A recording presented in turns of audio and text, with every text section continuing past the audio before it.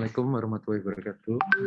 Selamat pagi yang kami hormati guru besar, senior, dan sejawat, para peserta setia tas tanya apa saja setiap hari Rabu jam 10 sampai jam 11.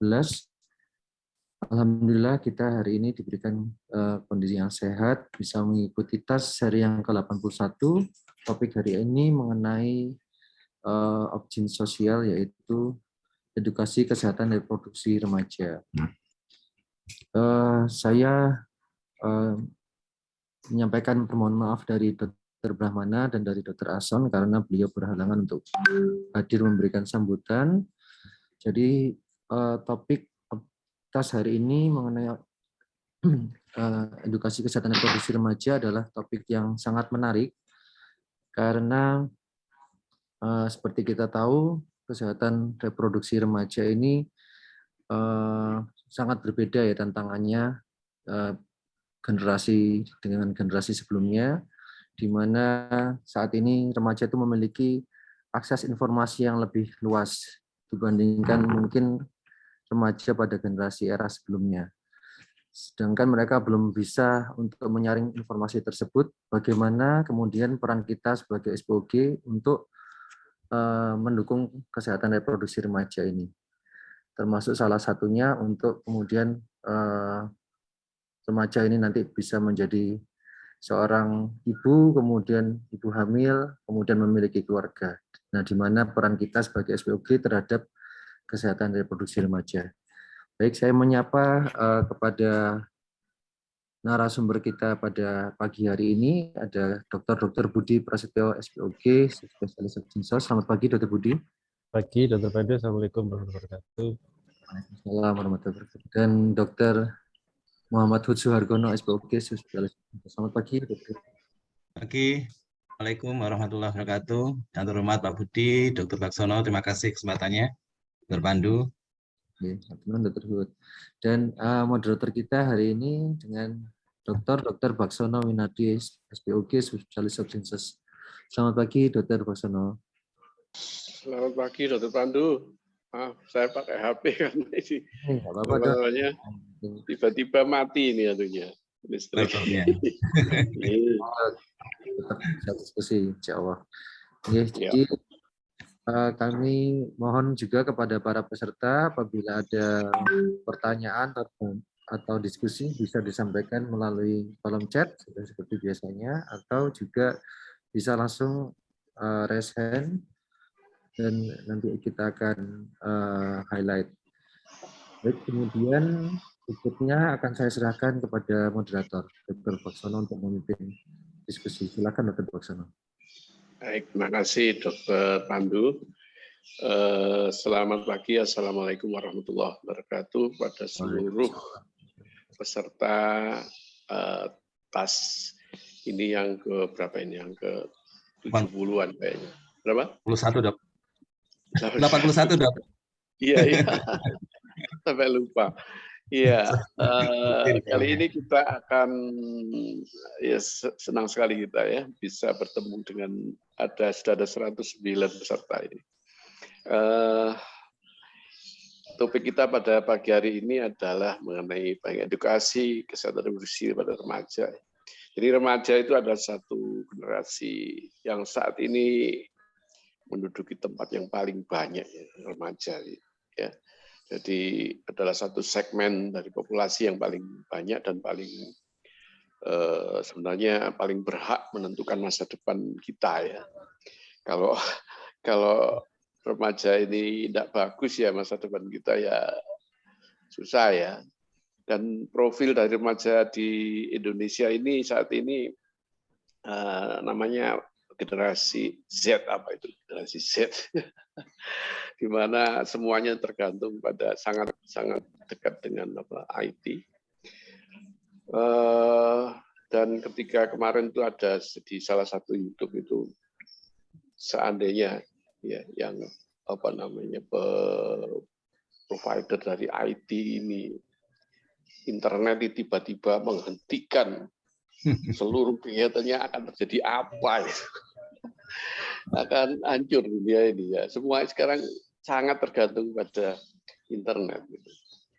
Ini generasi kita ini yang akan menghadapinya nanti. Suatu ketika terjadi blackout, apa yang terjadi. Samping itu masalah pada generasi muda remaja itu selalu khas. Ya, remaja ya. Jadi ada segmen remaja yang umum, ada segmen remaja yang berisiko, ada segmen remaja yang bermasalah. Ada 3 itu. Sedangkan untuk para klinisi itu terutama adalah remaja yang bermasalah. Untuk remaja yang umum dan remaja yang berisiko itu ranahnya itu di layanan primer. Karena apa? Karena di sana tujuannya adalah promotif dan preventif. Ya. Kalau sudah di remaja bermasalah itu kuratif. Nah, ini sangat ini ya. Jadi remaja bermasalah itu misalnya remaja yang merokok sudah kena penyakit kanker, yang narkoba sudah bergantungan, yang bebas, seksual bebas sudah kena penyakit kelamin maupun AIDS atau hamil yang tidak dikehendaki. Itu semua adalah remaja bermasalah. Nah, bagaimana kita menangani itu, mencegah remaja umum dan remaja yang berisiko. Yang berisiko itu sudah seks bebas tapi belum kena apa-apa. Merokok tapi belum kena apa-apa. Narkoba tapi belum sampai sakau. Nah, ini jangan sampai terjerumus ke yang bermasalah. Ini target kita. Baik, saya kira saya tidak berpanjang lebar. Saya persilakan mungkin untuk narasumber pertama, Dr. Hud ya, untuk memberikan satu wacana apa yang perlu didiskusikan pada kesempatan 1 jam mendatang ini. Silakan, Dr. Hud. Terima kasih, Dr. Baksono. Sebagai moderator pada pagi hari ini. Yang pertama, yang terhormat para guru besar, kemudian senior-senior, sejawat sekalian, peserta rutin acara TAS pada kali ini, yang ke-81. Alhamdulillah pada pagi hari ini topik yang kita bahas cukup menarik. Jadi pembukanya sudah cukup menarik dari Dr. Baksono, bagaimana kita memfasilitasi edukasi kesehatan reproduksi pada remaja. Karena remaja itu saja adalah segmen yang mungkin berbeda, yang sangat berbeda, dan mungkin ini ada hal-hal tertentu yang mungkin harus kita perhatikan pada saat kita melakukan edukasi pada remaja itu. Saya ingin share sedikit, Dr. Baksono izin share untuk 5 PowerPoint begitu untuk membuka diskusi pada pagi hari ini. Silakan.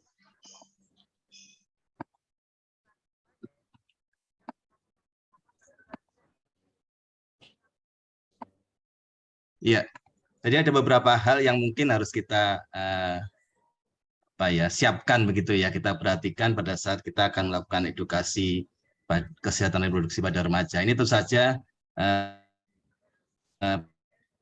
proses edukasi ini mungkin kalau Dr. Baksono tadi mention bahwa ada 3 kelompok remaja begitu, ada remaja yang bermasalah, berisiko, dan mungkin remaja yang umum begitu. Di pada saat edukasi ini memang kita mengharapkan remaja-remaja yang paling tidak mempunyai mempunyai keinginan untuk mengetahui masalah kesehatan reproduksi, dan kita mempunyai akses untuk melakukan edukasi pada remaja itu.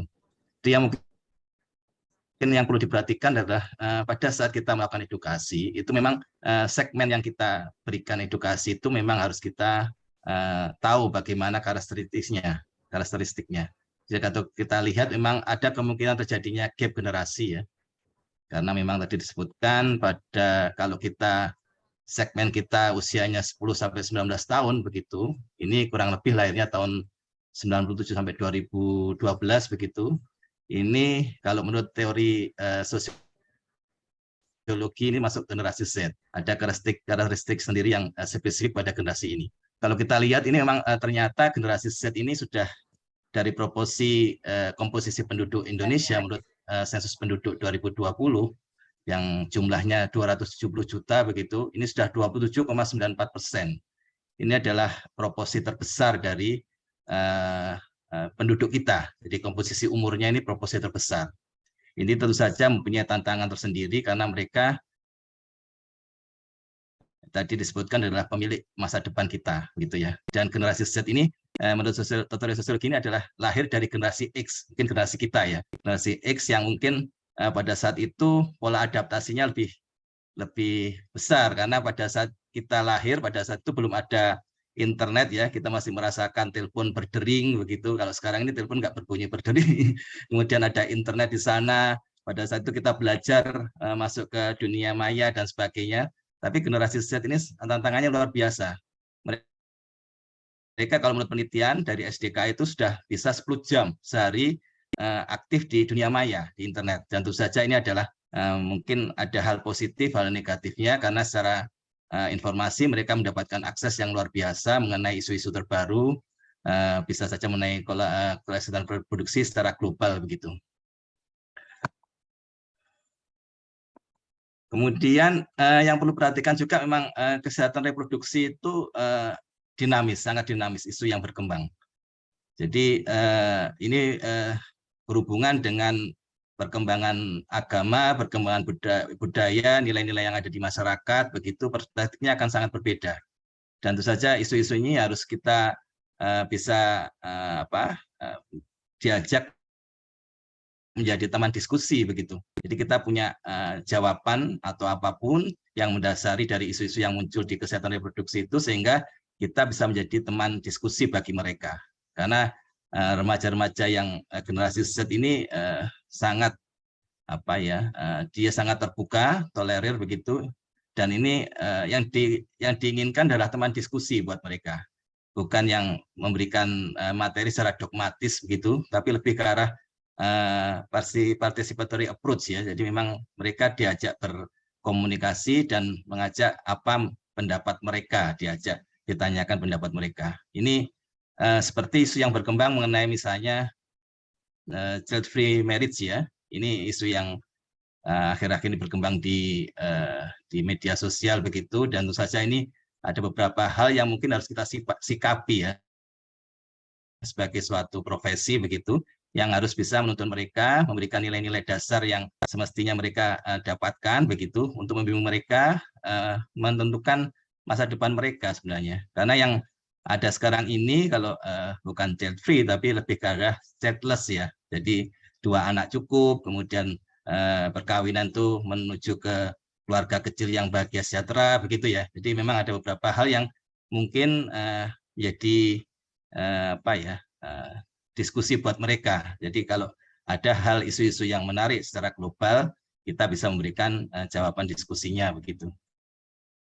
Kira-kira seperti itu. Ini seperti yang disebutkan oleh Dr. Hasto begitu ya. Dr. Hasto ini melihat misalnya isu free marriage ini sebenarnya adalah tantangan bagaimana kita menjelaskan mengenai perencanaan kehamilan ya. Jadi publik yang sudah mengenal isu itu, kita bisa masuk menjadi hal-hal yang menarik untuk didiskusikan mengenai perencanaan kehamilan yang sehat, kemudian bagaimana menyiapkan keluarga kecil dan sebagainya. Ini menjadi hal yang menarik apabila kita bisa memberikan dasar-dasar nilai-nilai budaya, nilai-nilai keagamaan yang bisa kita berikan pada isu yang hadir tersebut.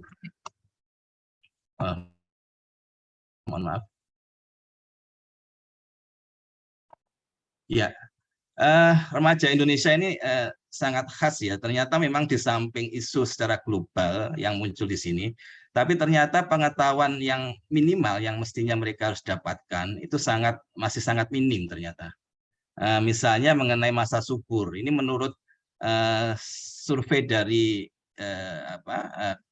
BKKBN begitu ya, survei kinerja dan akuntabilitas program dari BKKBN, ternyata memang di samping isu global, ternyata mereka memang harus ada kebutuhan untuk mendapatkan informasi yang benar, misalnya mengenai masa subur. Ternyata hanya 25,6% dari remaja kita itu yang mempunyai informasi yang benar mengenai itu.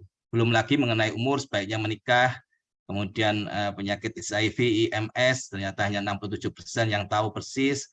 Kemudian narkoba ini cukup tinggi, 96,5%. Tapi ada pengetahuan-pengetahuan yang lain, misalnya apakah kalau berhubungan suami istri 1 kali bisa hamil dan sebagainya. Ini hal yang sebenarnya ada pada datanya, sehingga masalah dasar yang harus dikomunikasikan untuk remaja-remaja kita itu mereka harus juga mendapatkan di samping isu-isu global. Jadi kebutuhan dasar mengenai pengetahuan kesehatan reproduksi harus kita sampaikan, tapi memang kita harus siap memberikan jawaban untuk isu-isu yang sifatnya global. Gitu. Jadi metode edukasinya ini mestinya memang harus multi metode ya. Kita tidak bisa hanya dogma begitu, memberikan memberikan materi tanpa adanya diskusi lebih lanjut dan sebagainya. Karena yang dibutuhkan mereka adalah sebagai teman sebenarnya, teman untuk bisa diajak berkomunikasi, karena mereka mempunyai informasi yang lain yang didapatkan secara di dunia maya. Jadi kita ini sifatnya hanya sebagai konfirmatif buat mereka, dan juga kita harus bisa memberikan dasar-dasar mereka untuk memberikan menentukan pilihannya. Jadi ini yang sifatnya participatory relationship dan sebagainya. Dan ini sudah dibuat di BKKBN dengan modul-modul pembelajaran misalnya. Ini ada modul pembelajaran untuk yang SD, SMP, kemudian SMA, ada yang sudah mahasiswa. Dan ini sifatnya bukan untuk edukator ya, tapi diberikan kepada teman sebayanya mereka. Karena ternyata mereka mendapatkan komunikasi curhat itu ke teman sebayanya yang lebih banyak. Jadi teman sebayanya juga harus kita bisa mendidik atau mempunyai teman-teman remajanya yang bisa kita ajak untuk menjadi champion begitu, sehingga pada saat melakukan diskusi dengan teman-teman mereka sendiri, peer group-nya mereka sendiri, mereka mendapatkan informasi yang benar gitu.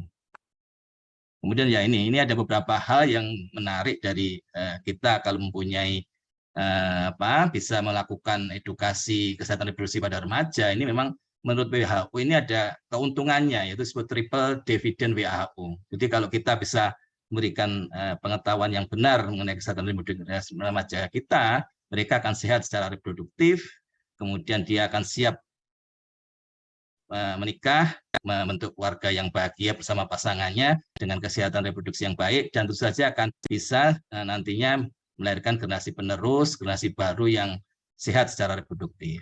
Jadi ini ada beberapa hal yang kita mungkin prinsip-prinsip bahwa kita mendidik generasi baru ini memang harus sesuai dengan zamannya, karena kita pada saat kita remaja mungkin sangat berbeda kondisinya dengan remaja yang saat ini yang ada. Jadi tantangannya sangat dinamis, dan itu menjadi kita mempersiapkan materi-materi metode edukasi untuk kesehatan reproduksi remaja kita. Saya kira itu, Dr. Basono, monggo nanti kalau diskusi yang lebih lanjut. Terima kasih. Ya, sepertinya Dr. Basono masih. Terima kasih Dr. Ruth atas pengantarnya tadi yang cukup informatif dan bisa membawa kita ke diskusi selanjutnya. Mungkin Dr. Budi Pras bisa memberikan wacananya. Silakan. Baik, terima kasih Dok. Assalamualaikum semuanya. Izin share sedikit. Jadi saya setuju sekali dengan Dr. Ruth. Jadi ini kalau kita lihat memang ternyata dari beberapa data 15% wanita ini tidak diskusi kesehatan reproduksi dengan siapapun. Kemudian kalau pria 18%. Dan memang kalau kita lihat data sebenarnya di sini dengan siapa mereka itu berdiskusi, paling banyak memang dengan temannya. Jadi memang benar Dr. Hood. Jadi generasi Z, dulu kita milenial, mungkin kalau kita Dr. Baksono baby boomer ya Dok. Kemudian kalau kita generasi X ya. Jadi ini memang ternyata sangat menarik untuk dipelajari, adanya perbedaan gap generation ini. Padahal kalau kita tahu bahwa permasalahan itu tetap sama ya, jadi tentang remaja ini banyak sekali permasalahan, sehingga memang peran kita ini cukup penting ya. Jadi tapi bagaimana cara melakukan edukasi itu yang penting. Jadi seperti cara dogmatis, seperti Dr. Blut, seperti klasikal, kemudian, nah ini mungkin kurang mungkin agak kurang mengena. Oleh karena kalau kita lihat di data, mereka lebih cenderung pada teman atau peer group-nya yang paling senang. Sehingga apa yang harus kita lakukan kalau di American College, bahwa Dr. Opsin memiliki peran unik ya, jadi untuk pendidikan kesehatan remaja, dan bisa dilolai melalui juga bisa dilakukan melalui media sosial. Nah, ini mungkin juga perlu kita pelajari jadinya. Kita memang banyak sekali yang sudah melakukan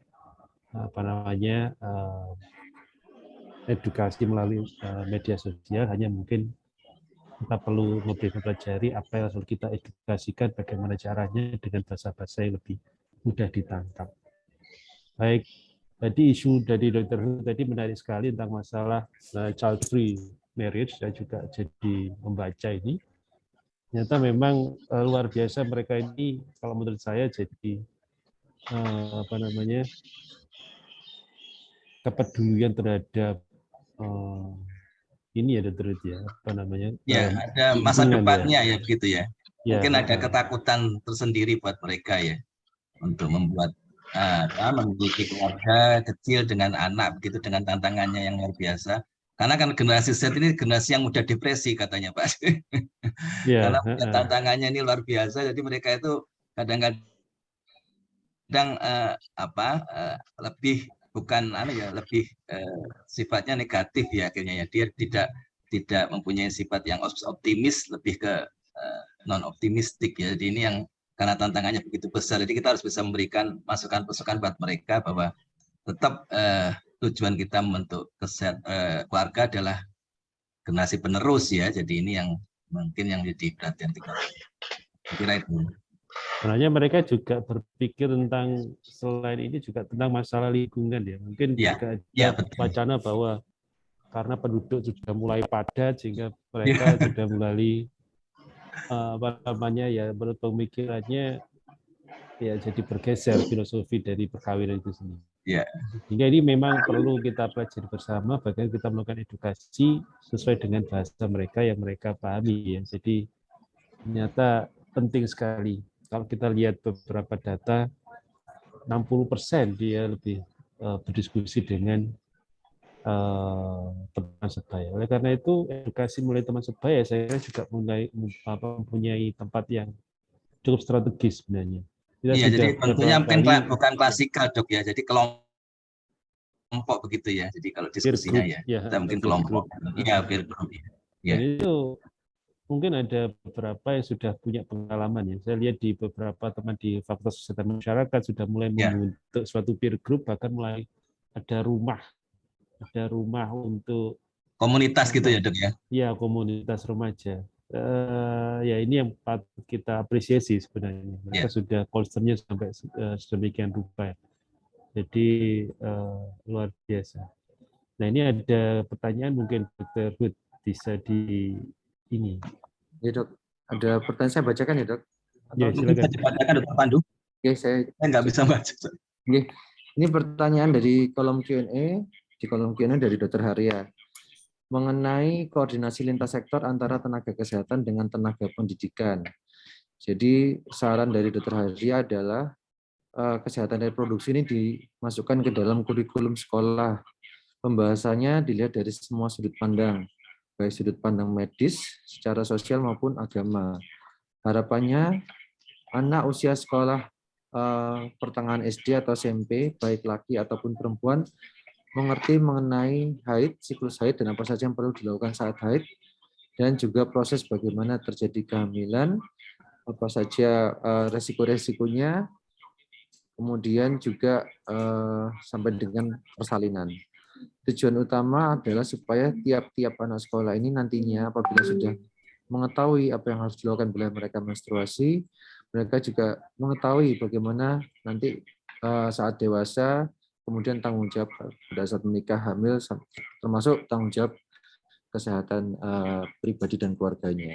Harapannya timbulnya masalah saat kehamilan yang diakibatkan ketidaktahuan itu bisa diminimalisir.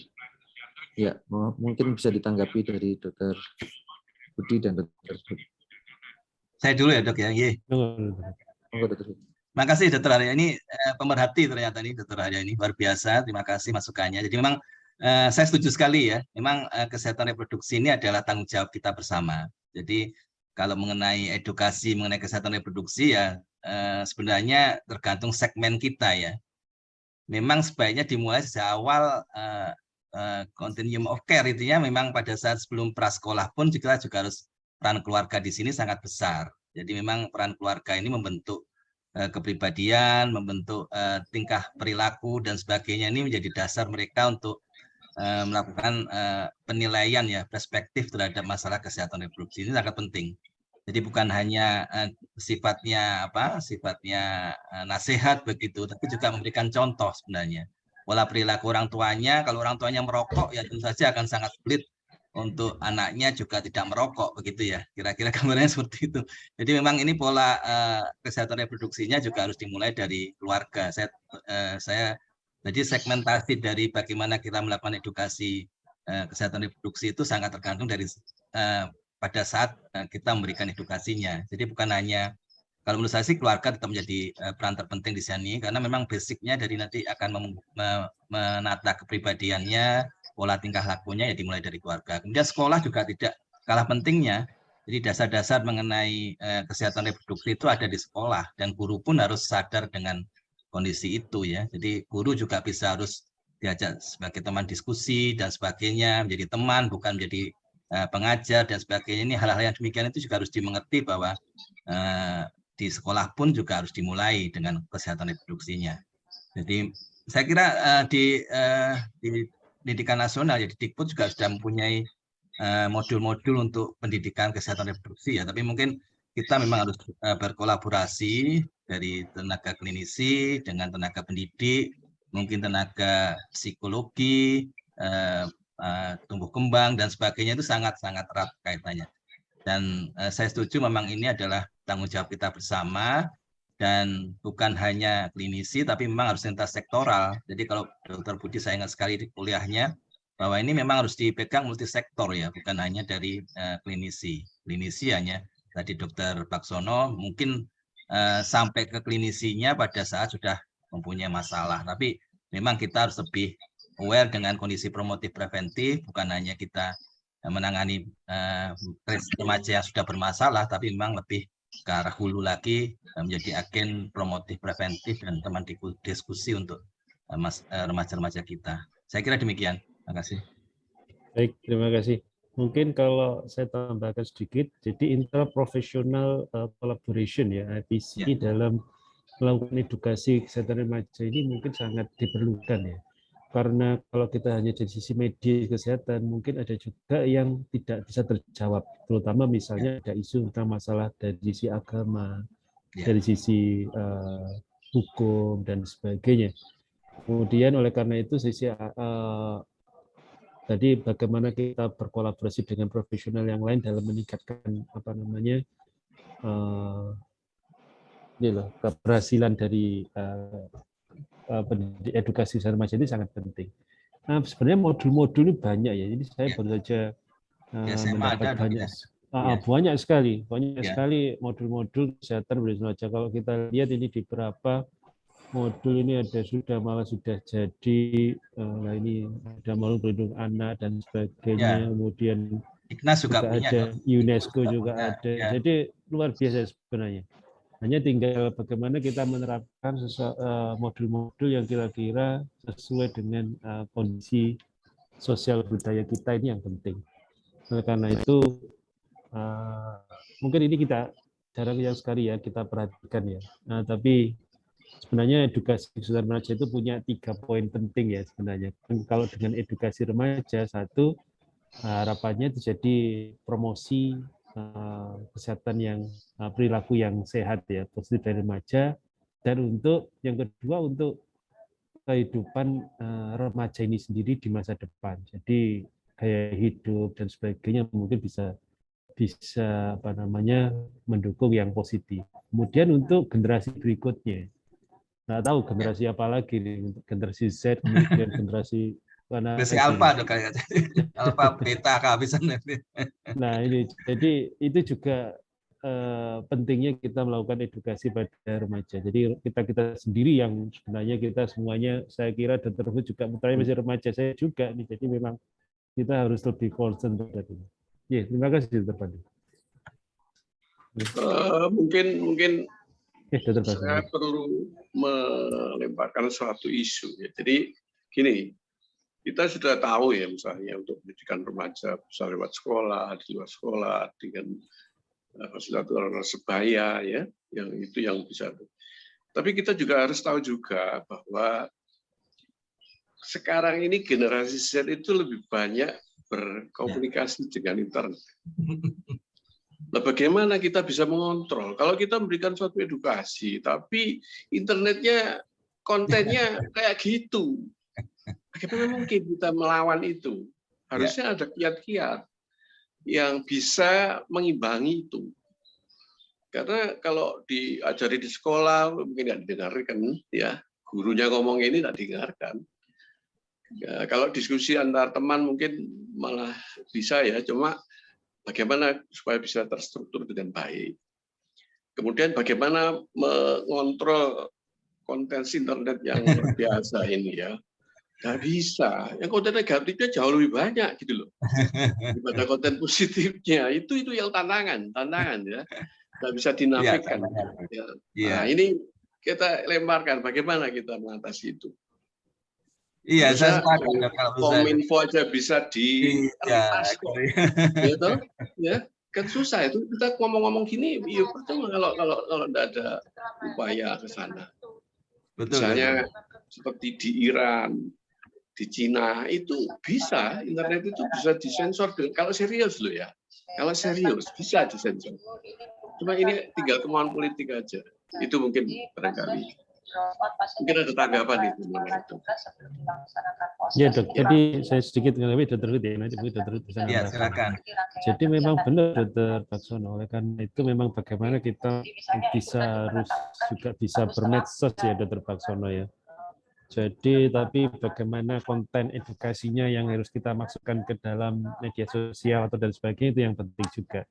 Kemudian kalau kita lihat bagaimana kita memblocking bagaimana konten negatif, memang kita tidak bisa oleh karena ya sulit sekali.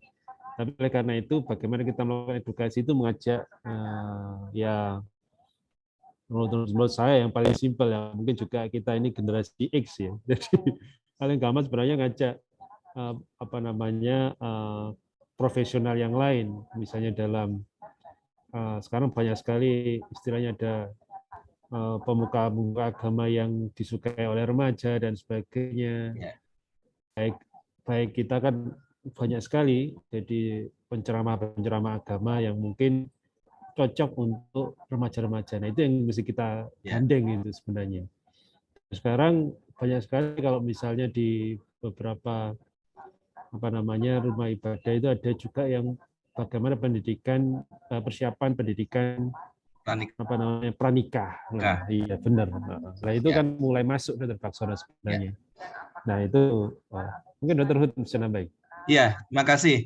Jadi memang arus global untuk internet ini memang sulit ya dokter ya. Jadi memang saya setuju kalau ada political will dari pemerintah untuk mengatur itu, ya monggo. Jadi nanti memang kita apa saja kontennya dan sebagainya, tentu saja ini sangat luas ya spektrumnya begitu ya. Jadi ada beberapa hal yang menarik. Katanya kita ini adalah generasi X ya, Dr. Baksono. Mungkin Dr. Baksono yang lebih baby boomer gitu ya. Jadi mungkin sangat gaptek dengan perkembangan IT ya. Jadi kita kadang-kadang underestimate bahwa adik-adik kita, remaja-remaja kita, anak-anak kita itu sangat pinter sekali ya mengakses internet ya, apapun bisa, mereka itu pinter sekali untuk mengakses informasi. Para wakil rakyat itu malah seneng itu.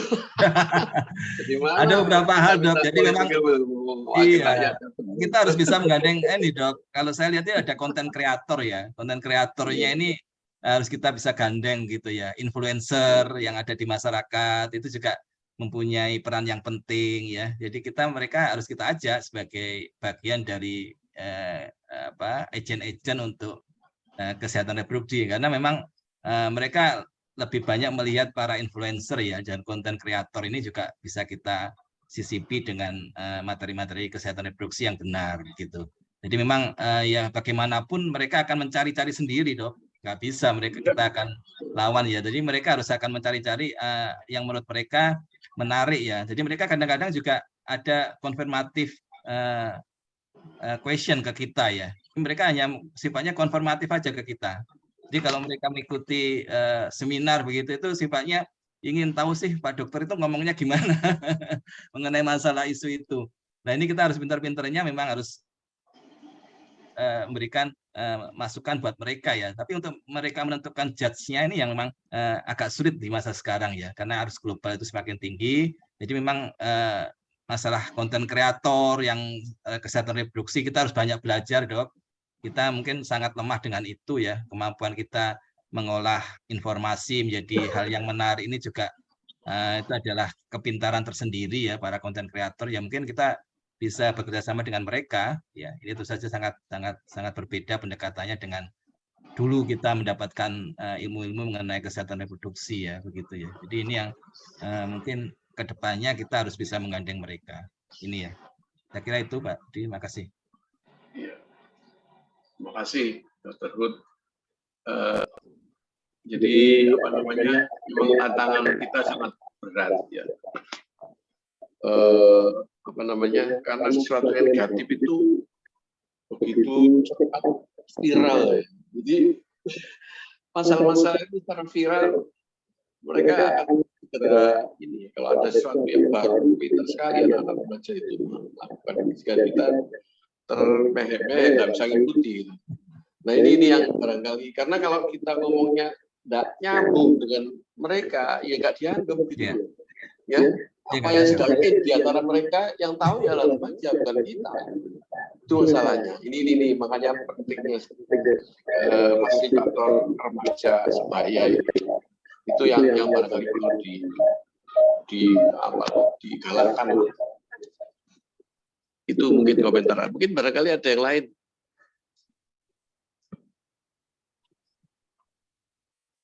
Ada pertanyaan lain, Dr. Pandu? Ada pertanyaan lain, Mbak? Belum ada, saya lihat belum ada. Ya. Yang dari Dr. Henry sampai gitu. Henry Sulistianto ya. Itu belum. Ada informasi bahwa program itu sudah masuk di puskesmas sebenarnya. Ada program di puskesmas itu ada. Cuma ada yang jalannya itu kenceng, ada yang malah tidak tahu. Ada program itu malah tidak tahu ya. Ada. Jadi macam-macam ya. Nah ini barangkali yang perlu dikendalikan, harus dipush lah, supaya puskesmas itu fungsinya lebih promotifnya itu lebih kelihatan. Dan sekarang ini puskesmas itu cenderung ke terapi, ya, karena dengan adanya BPJS itu maka terapinya yang di-get nol. Sedangkan promotif preventif yang sebagai utamanya itu malah dilupakan. Itu yang perlu harus dikembalikan ke kisahnya kembali. Puskesmas itu untuk promotif preventif, bukan untuk kuratif. Itu barangkali tantangan kita ya. Terima kasih. Ya, sepakat Dok. Jadi memang di puskesmas itu ada usaha kesehatan yang berbasis masyarakat ya sebenarnya. Ini yang KRR ini termasuk salah satunya ya, kesehatan reproduksi remaja ini. Di lain tempat juga ada kesehatan reproduksi. Jadi memang ini, tapi kadang-kadang ini memang yang menjadi masalah itu di samping kesibukannya ya, banyak promosinya, tapi memang konselornya ini yang mungkin terbatas ya, tenaga konselor yang memang benar-benar mengetahui bagaimana metode-metode untuk memberikan edukasi ini memang sangat terbatas ya ini ya. Ini memang butuh effort tersendiri untuk menyiapkan tenaga edukasinya. Mungkin materinya sudah diterima mereka, tapi mereka tidak mempunyai kemampuan untuk menjadi itu tadi konselornya ini. Memang agak susah Dok. Memang ini yang memang jadi perhatian kita ya. Iya. Promosi yang tahu mengenai apa informasi tentang remaja itu ya remaja sendiri. Nah ini perlu dibuat suatu media yang melibatkan mereka, seperti di PKBI itu juga ada itu komunitas remaja macam-macam anunya. Cuma ya kan terbatas, tidak universal semua melakukan itu. Kalau tidak begitu tidak bisa. Jadi harus dilakukan suatu upaya untuk mempublikasikan atau melakukan suatu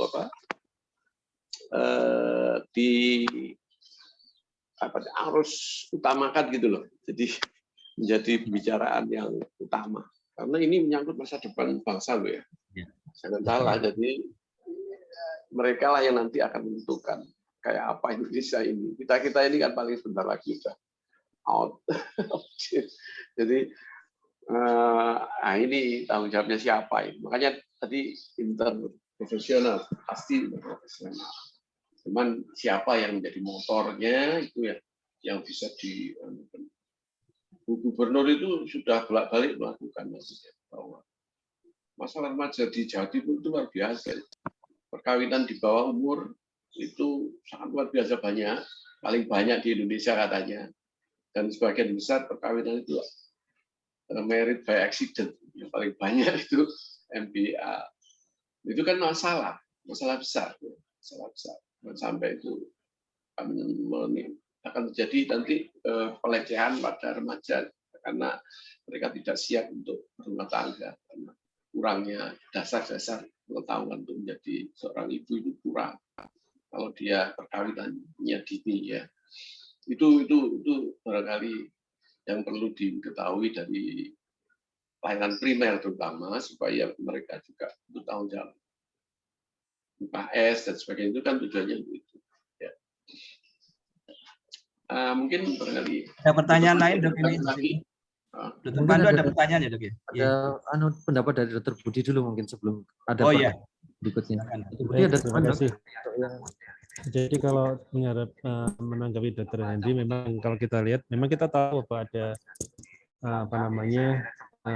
di Puskesmas memang ada ini ya. Jadi untuk program kesehatan reproduksi remaja ini memang ada. Memang kalau kita lihat beberapa hasil evaluasinya, ada yang cakupannya bagus, di atas 90% ya ada. Memang ada yang kurang. Jadi memang benar. Jadi kita perlu meningkatkan peran kita dalam melakukan promotif preventif sesuai dengan program dari Puskesmas itu sendiri. Tapi memang yang beberapa tahun ini kan memang sibuk sekali dengan masalah pandemi ya. Tapi sekarang ini, ini kita mulai bergerak karena ya kita harapannya tidak ada lost generation yang diperkarol karena pandemi ini.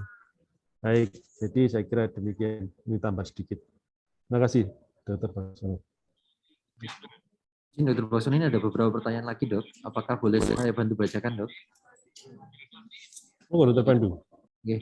Jadi ini ada pertanyaan dari Dr. Nurrahmi. Assalamualaikum, Dok. Izin bertanya, apakah pihak organisasi seperti organisasi swasta, kelompok, atau komunitas dapat terlibat atau dapat menjalankan kegiatan penyuluhan edukasi kesehatan reproduksi secara mandiri? Bagaimana Dr. Hud, Dr. Budi, atau Dr. Basono melihat hal tersebut? Jadi bagaimana peran atau swasta ya untuk mendukung kesehatan reproduksi remaja ini? Ya, saya kira saya sedikit ya Dr. Hud, nanti Dr. Hud nambahi.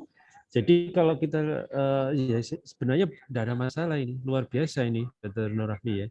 Jadi boleh kalau menurut saya, oleh karena ya semakin banyak yang terlibat, pasti harapan kita memang cakupannya semakin luas. Kalau angka baiknya memang kita gunakan tujuannya, visi misinya kalau bisa ya sama. Oleh karena itu mungkin perlu duduk bersama untuk menetapkan apa itu visinya dan sebagainya, modul apa yang digunakan, caranya bagaimana, kemudian porsinya seperti apa. Nah, itu yang mungkin juga perlu kita diskusikan bersama. Tapi kalau semakin banyak pihak yang terlibat, ya semakin baik. Saya kira semakin baik asal memang tujuannya sama ya, sevisi. Dr. Hud, mungkin Dr. Hud. Ya, terima kasih. Jadi memang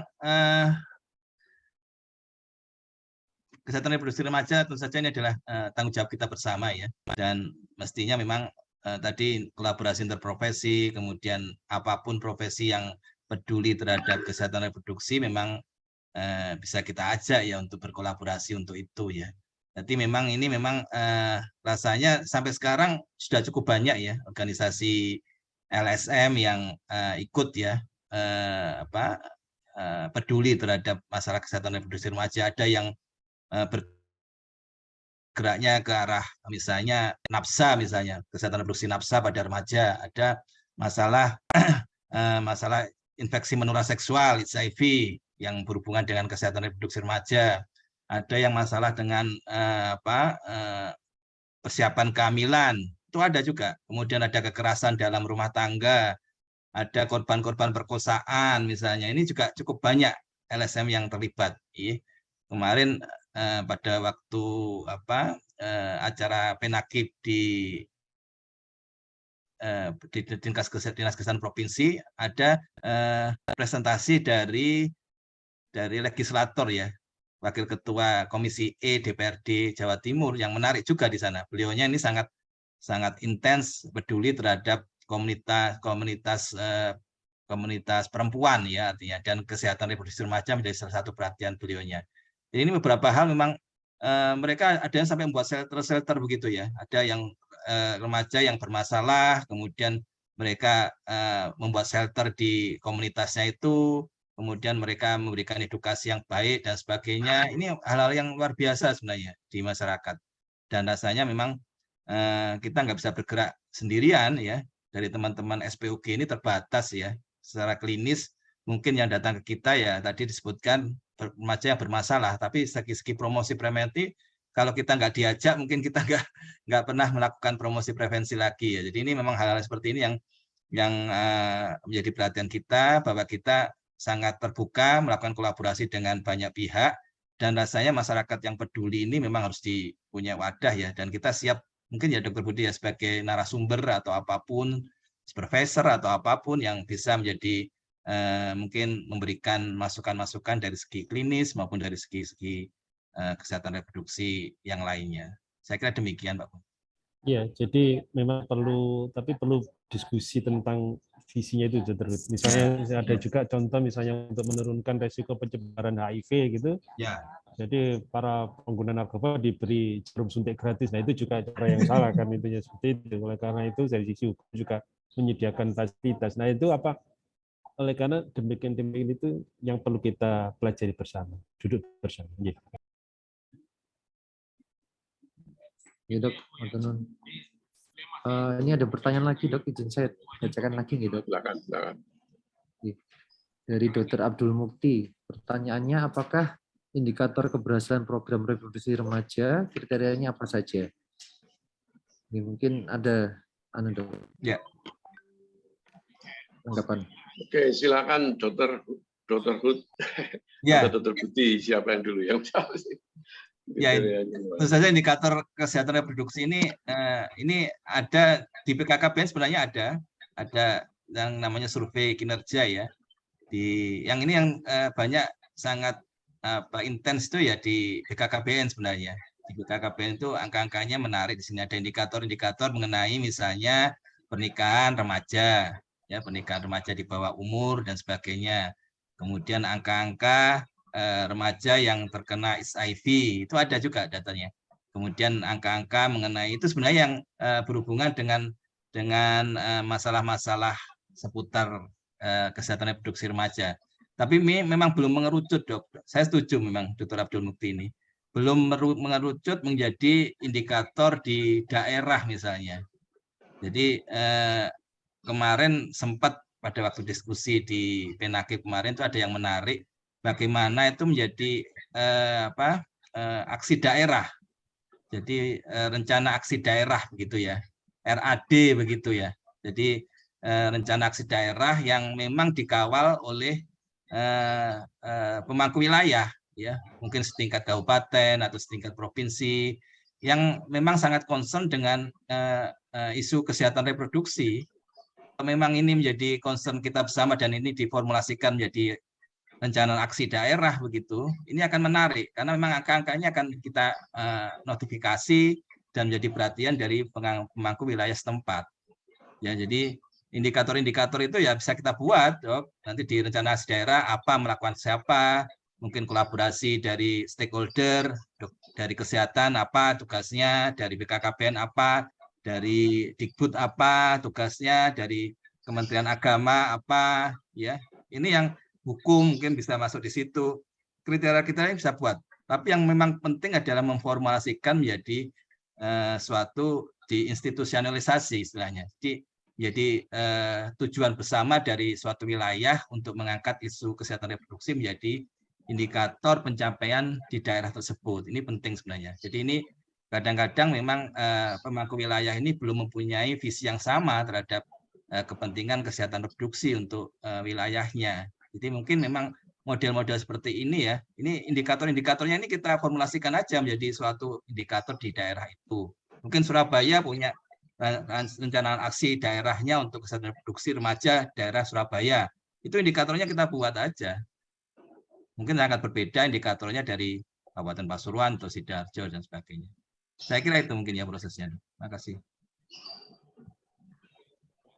Terima kasih, Dr. Hud. Mungkin yang bisa kita lakukan untuk evaluasi itu barangkali effort. Jadi dinilai dari effort. Ya. Kalau dinilai dari dampaknya susah. Nanti berapa jumlah yang hamil sebelum nikah hari tahun ini berapa tidak suka itu. Tapi effortnya mungkin bisa bahwa di ini sudah ada berapa lembaga swadaya masyarakat yang terlibat, berapa jumlah ini itu mungkin bisa. Tapi kalau sampai ke dampak itu susah. Seperti AKI itu ya susah. Dampaknya AKI itu berarti jelek. Padahal sebenarnya usahanya itu bisa dinilai juga. Itu barangkali itu pertama kali. Kemudian mengenai sosialisasi tadi juga Sobat Chandra yang ada pertanyaan bagaimana mendidik remaja itu dari keluarga tentu dari keluarga, tapi harus diingat bahwa kadang-kadang kita terkejut ya data dari BPKB remaja yang seksually aktif itu berapa persen? Di tingkat SMP berapa? Kalau kita lihat data itu terkejut kita bisa. Ternyata lebih dari 50%. Ya, remaja yang harus sexually aktif. Luar biasa. Kan itu kan remaja berisiko. Belum kena dampak. Yang sudah kena dampak ya hamil itu yang tadi itu, yang kawin muda itu kena dampak, bisa bermasalah. Nah ini sekali lagi bahwa kita tidak bisa jalan sendiri. Justru kita minta dari LSM. LSM itu bisa mendapatkan dana banyak kalau mau. Ya banyak sumber dana dari BKKBN yang dari luar negeri itu bisa kalau mau. Cuma terus jangan LSM-an gitu, terus supaya bisa nyedot duit itu repot itu. Ya banyak yang begitu itu LSM yang cuma untuk proposal tapi tidak ada action itu ada. Tapi itu harusnya dipakai sebagai suatu peluang ya. Tapi kalau kita jalan sendiri tidak mungkin karena sekali lagi lingkungan itu sangat berpengaruh, terutama lingkungan dunia maya ini yang tidak bisa kita kontrol itu. Sehingga di desa pun informasi ini sudah bisa diakses dengan mudah gitu loh. Beda dengan dulu. Kalau zaman saya SMA dulu, nyari konten gitu, perlu perjuangan hebat itu. Iya. Lah sekarang ini keluarga kontrol baik-baik, kalau baik-baik, begitu masuk kamar sudah tidak tahu ibu bapaknya. Kunci kita mau konten sebarang kali ada di sana. Ya. Jadi tantangannya tidak mudah ya. Keluarga pun tidak mudah juga. Kadang-kadang orang tuanya menganggap wah sudah diberi fasilitas ini baik, padahal sebenarnya justru malah menjerumuskan mereka karena kita tak sadar. Tahu-tahu terjadi masalah, ya. Dikiranya baik-baik, ternyata tidak baik-baik saja. Itu tantangan. Ini yang barangkali perlu direka ulang. Itu gimana caranya? Tidak bisa sendirian. Info ya itu harus punya strategi bagaimana meminimalisir konten-konten kan banyak ya, banyak hacker yang positif artinya white hacker bukan black hacker itu bisa dipakai untuk menyaring itu ya. Di organisasi kan remaja itu banyak loh yang pinter itu. Di Jawa Pos kemarin itu ada hacker putih namanya white hacker, itu bisa melakukan apa saja gitu, menangkal hal yang jelek itu. Nanti kalau bisa dianukan bagus. Itu barangkali tambahan saya ya. Jadi mungkin kayaknya sudah ada pertanyaan lagi dan waktunya ini sudah jam 10, kurang berapa nih? Kurang 4 menit lagi. Barangkali ada pertanyaan langsung aja. Ada satu, Dok. Mohon maaf, Dok. Ya. Ada satu. Ada satu lagi. Ya? Dr. Pandu bisa ini. Dr. Chandra. Iya, Jadi ini ide Dr. Pak Chandra ini juga luar biasa. Jadi sekiranya edukasi Kasper ini disampaikan pada keluarga, bagaimana ya keluarga muda agar punya bekal untuk mendidik anak mereka, memang efeknya jangka panjang. Tapi jika edukasi ini bergandengan dengan ulama, maka bekal untuk remaja jadi lebih kuat. Jadi basic pendidikan memang bukankah dari keluarga. Memang benar, jadi memang basic pendidikan pasti dari keluarga dulu, keluarga inti dulu. Sehingga memang ini jangka panjang. Memang ini idenya apa namanya. Jadi jika jika remaja yang sudah kurang baik lingkungannya, belum lagi internet dan sebagainya, akan lebih sulit untuk mendidik remaja tersebut. Mungkin demikian, tapi ya saya setuju dengan Chandra. Jadi memang apa namanya, karena itu sekarang mulai banyak sekali kelas-kelas pranikah ya, ini luar biasa. Memang ini untuk pembekalan keluarga-keluarga muda bagaimana mendidik generasi penerusnya. Itu ini salah satu keuntungan mendidik remaja seperti itu. Untuk kedepannya untuk mereka sendiri dan untuk generasi yang mendatang. Itu yang penting juga. Baik, mungkin demikian Dr. Baksono. Iya. Ada lagi mungkin yang resign atau apa? Kayaknya. Ampun mungkin Dr. Chandra ampun gitu. Dr. Chandra sudah tadi. Sudah. Mungkin sedikit saya tambahkan ya, memang. Silakan. Ya, ada beberapa hal ya. Memang ini menjadi concern kita ya, bahwa remaja ini tadi disebutkan Dr. Baksono punya peran strategis ya. Tadi disebutkan Dr. Budi, memang ada kalau di WHO ada namanya 3 benefit ya, kalau kita 3 dividend atau 3 benefit kalau kita bisa mengelola kesehatan reproduksi remaja, ada segmentasi remaja ini dengan baik. Untuk remajanya sendiri akan bermanfaat untuk mereka akan lebih sehat secara reproduktif.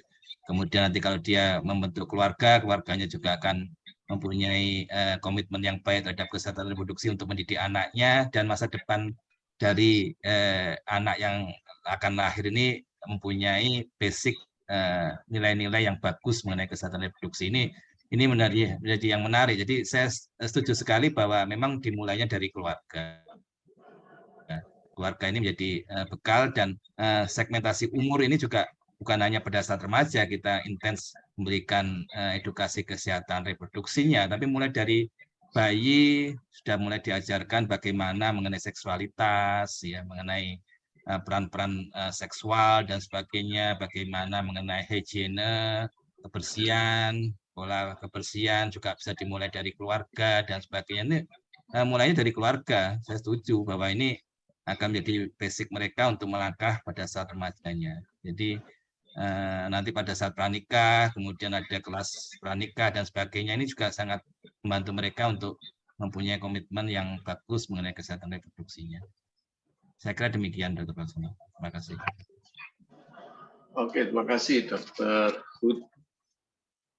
Jadi saya kira bisa kita resume pada pertemuan ini, bahwa melakukan edukasi pada remaja itu butuh suatu upaya yang serius dan multisektoral, tidak bisa jalan sendiri, dan terutama sekali adalah bagaimana melibatkan remaja sendiri untuk menangani masalahnya sendiri. Itu barangkali yang, karena seperti PMO di setiap zaman ada orangnya, setiap orang ada zamannya. Jadi ini zamannya miliknya para remaja, maka mereka harus dilibatkan. Tidak bisa kita indoktrinasi. Ya, pelajaran agama kita sudah berikan mulai SD sampai perguruan tinggi ada pelajaran agama, tapi apakah bisa menyelesaikan? Kan tetap ada masalah. Ya, jadi kita tidak bisa dikandung agama. Bahkan dari Blitar kalau tidak salah itu dokter siapa itu dinas kesehatan. Kalau kita berdiskusi dengan remaja itu, kalau kita ngomong masalah moral, teleponnya langsung dimatikan. Ya. Iya, Betul itu. Jadi ketika kita ngomong moral sudah tidak bisa. Kita harus persoalan mereka itu apa sebenarnya? Ya, Dan persoalannya itu masalah. sangat spesifik sekali. Misalnya tanyanya itu gini, Dok, kalau saya menelan sperma, apa bisa hamil? Pertanyaannya begitu. Jadi bukan lagi bolehkah kita melakukan petting dan sebagainya, tidak. Tapi sudah menjuru ke sana. Kalau kita ngomong agama, ya langsung di ini harus kita ladeni dengan cara bahasa mereka. Itu contoh. Kalau tidak salah itu di Tardas, dokter siapa itu ya? Itu punya hotline remaja. Ya. Jadi persoalannya itu kadang-kadang sangat mengejutkan kita. Pengetahuan mereka itu sangat ini gitu loh. Ya, jadi kemudian narkoba dan sebagainya itu sudah ya itu tantangan berat bagi kita ya karena Indonesia sudah menjadi pasar narkoba terbesar di Asia Tenggara itu. Ya. Dulu kita tidak pernah mengira bahwa itu bisa terjadi. Ternyata bisa terjadi. Jadi maka tidak lain tidak bukan bahwa kita harus membentengi. Dimulai dari kita, keluarga kita. Kalau tidak, sukar ya. Itu yang harus dan harus dilakukan secara terstruktur dengan baik, bukan dengan cara karena tidak ada sekolah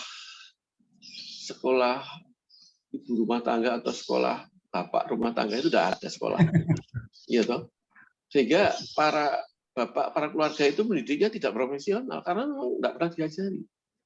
Jadi hari itu pengalaman ibunya dulu saya didik begini, ibu saya dulu duduk begini. Padahal zamannya sudah berubah, tidak akan sama gitu. Itu tantangan bagi kita ya. Jadi, nah, bagaimana kita tidak pernah tuntas menangani ini, tidak pernah tuntas. Ya, mengenai masalah remaja dari dulu ya, tambah lama tambah ini masalahnya. Dan itu perlu sekali lagi dari stakeholder yang bertanggung jawab ini bagaimana menata masalah informasi ya konten membatasi itu perlu kemauan politik. Kalau tidak akan bisa jalan. Harus ada kemauan politik yang ini jangan hanya BKKBN misalnya, tapi semua ya jangan sektoral. Jadi semua lintas sektoral, lintas program, lintas profesi. Nggak bisa tidak kalau tetap aja. Nah coba sekarang komandannya itu siapa? Kalau komandannya itu misalnya presiden langsung gitu, barangkali manut semua itu. Iya, jadi harus ininya dulu, kepalanya ini yang dia harus jadi. Kalau enggak bisa. Ya. Sehingga semua sektor punya tanggung jawabnya masing-masing. Kalau enggak, ya hanya BKKBN saja, misalnya stunting, cuma bebandok, tidak iso. Ya, harus semua. Nah ini yang tantangan bagi pemimpin kita mendatang supaya lebih komprehensif di dalam karena sekali lagi mencerdaskan kehidupan bangsa, ya, melindungi segenap bangsa itu ya termasuk remaja ini sebagai pewaris masa depan ini ya harus ditangani mau tidak mau itu adalah suatu arus utama kita harus menjadi arus utama. Di samping tentu kesehatan reproduksi yang lain ya. Karena kesehatan reproduksi itu tidak bukan adalah membangun manusia. Itu kan amanat konstitusi membangun manusia. Bukan membangun jalan tol enggak, tapi membangun manusia. Itu amanat konstitusi yang ada. Kalau membangun jalan tol itu enggak ada di konstitusi enggak ada. Tapi memang butuh untuk membangun manusia memang butuh itu juga. Tapi subjeknya adalah manusia. Ya, itu. Yang dipamerkan harus manusianya bagaimana? Bukan jalan tolnya bagaimana, bukan. Tapi hasil dari jalan tol itu adalah manusia-manusia yang itu kan gitu. Baik, saya kira waktunya juga yang membatasi kita. Kalau kita mau diskusi itu gayeng bisa sampai sore. Iya. Ya. Kemana-mana ini. Makasih, Dok. Luar Terima biasa. kasih banyak pada Oke. semua peserta. Ada berapa itu? 179, luar biasa.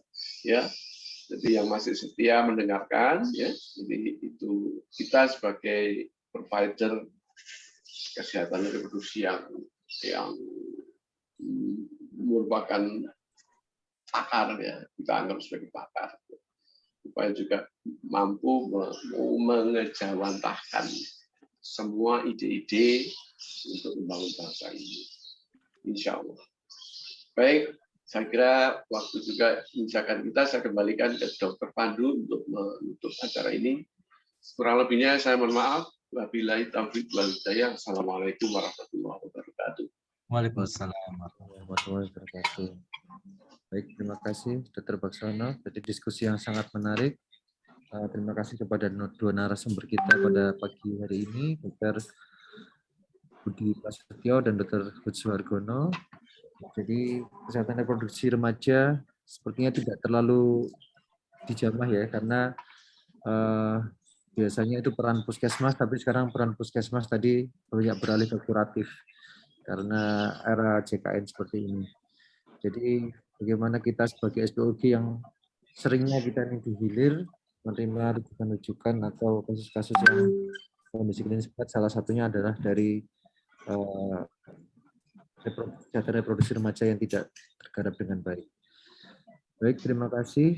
Mungkin dari kami panitia mengucapkan terima kasih untuk narasumber, moderator, dan seluruh peserta tas. Tanya apa saja. Semoga kita bisa bertemu kembali di kesempatan-kesempatan berikutnya. Assalamualaikum warahmatullahi wabarakatuh. Selamat siang. Waalaikumsalam warahmatullahi wabarakatuh. Makasih Dr. Budi, Dr. Baksono, Dr. Pandu, makasih.